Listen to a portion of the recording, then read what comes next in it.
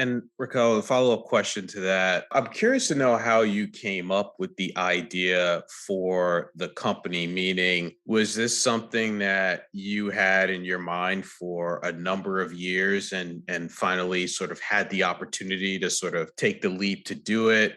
Was there an aha moment you had one evening? I'm curious to understand, always curious to hear from founders how they actually came up with the idea to launch their own business. Yes. It's funny because growing up, as I told you, there weren't that many fun sports or other sort of extracurricular activities, right? A lot of it had to do with theater or dance and ballet and things like that. And my sisters and I used to always kid around about let's create a company and let's make it all about stories and create these magical characters, etc. So all three of us, and come from a family of three girls, always had this image of we were going to be the bosses. We were going to create these characters. We were going to create these shows.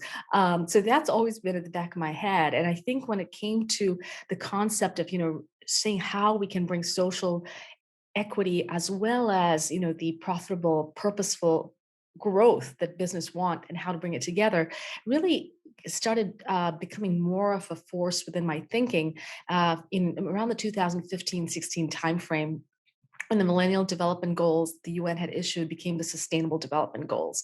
There we have, 17 goals clearly articulated on what the blueprint needed to be to get to a better world by 2030, which we're just 8 years away from.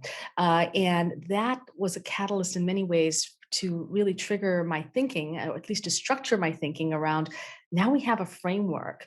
Now we can talk about these goals in a very distinct way with really clear objectives and measurable metrics. How can I create a business that takes that and allows us to move forward with that while still achieving the purposeful and profitable growth that business want to have?